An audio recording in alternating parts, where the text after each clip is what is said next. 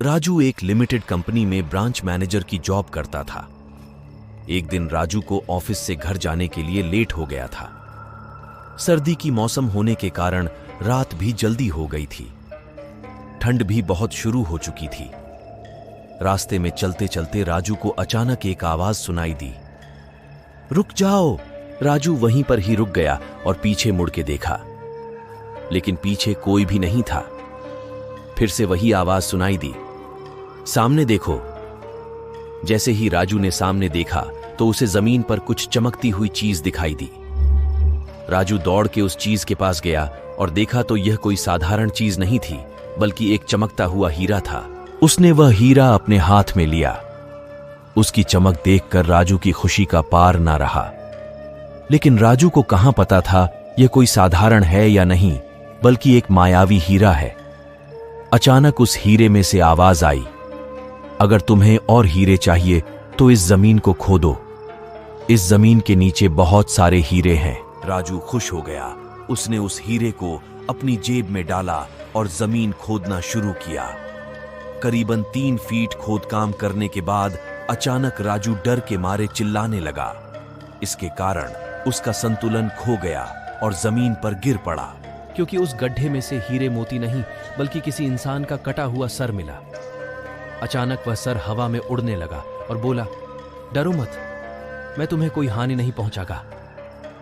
मैं तुम्हें बहुत सारे हीरे जवेरात भी दूंगा। बस मेरी बात ध्यान से सुनो। मैं जहां जाता हूं वहां मेरे पीछे आओ। फिर वह सिर हवा में उड़ा और जंगल की ओर बढ़ने लगा। करीबन 1 किलोमीटर चलने के बाद वह सिर रुक गया। राजू भी रुक गया। फिर उस सिर ने राजू से कहा, इस जमीन के भीतर बहुत सारे हीरे मोती जवाहरात छुपे हुए हैं। इस जमीन पे खोद काम शुरू करो। राजू खुश हो गया और उस जमीन को खोदना शुरू कर दिया। खोदते खोदते उस जमीन के नीचे हीरा मोती तो नहीं मिले, बल्कि उस सिर का कटा हुआ धड़ मिला। उस सिर ने कहा, अब तुम्हें एक आखिरी काम करना है, उसके बाद मैं तुम्हें मालामाल कर दूंगा। तुम्हें कहीं से भी 2 लोटा खून लाना होगा। राजू ने बोला, 2 लोटा खून? पर मैं 2 लोटा खून कहां से लाऊंगा? उस सिर ने कहा, चलो मेरे साथ। वो डरावना चेहरा राजू को साथ लेकर थोड़ी दूरी पे गया। वहां उसे एक इंसान को जाते हुए देखा। वो सिर बोला, उस इंसान को मारकर उसका खून ले आओ। राजू डर गया और बोला, नहीं नहीं, यह मुझसे नहीं होगा। मैं यह नहीं कर सकता। अगर तुमने यह काम नहीं किया तो मैं तुझे बहुत बड़ी मुसीबत में डाल दूंगा। फिर तुम्हारी पूरी जिंदगी नर्क बन जाएगी। राजू ने हाथ जोड़कर उसे कहा, मुझे माफ कर दो। अगर मैंने उसे मार तो मुझे पुलिस गिरफ्तार कर देगी और मुझे जेल जाना पड़ेगा। उस सिर ने अपने तंत्र मंत्र की शक्ति से एक छुरी और लोटा प्रकट किया और गुस्से से बोला, अगर तुम मेरा यह काम नहीं करो गए तो मैं तुम्हारे पूरे परिवार को मौत के गाड़ उतार दूंगा।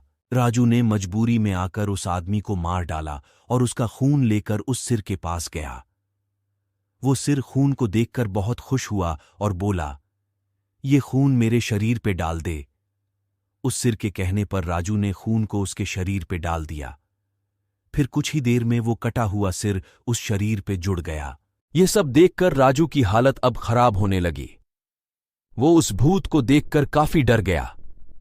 जैसे ही वो भूत जिंदा हुआ तो जोर जोर से हंसने लगा और डरावनी आवाज में बोला, तुमने बहुत बड़ी गलती कर दी कि तुम्हें मुझे फिर से जिंदा कर दिया।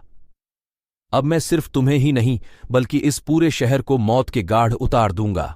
डर के मारे राजू के मुंह से आवाज भी नहीं निकल रही थी।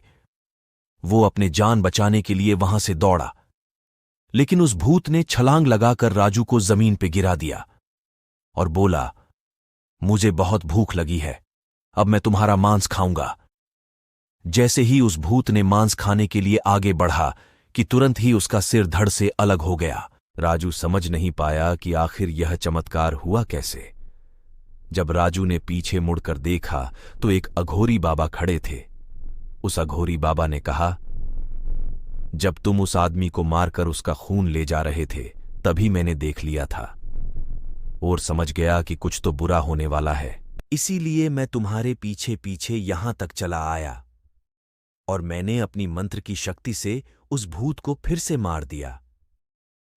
अब तुम निश्चित होकर अपने घर जाओ। अब तुम पर कई खतरा नहीं है। आज भी राजू उस बात को याद करता है तो उसकी रूह तक कांपने लगती है। दोस्तों, आपको ये कहानी कैसी लगी प्लीज़ हमें कमेंट करके ज़रूर बताएं और चैनल को सब्सक्राइब और लाइक करें।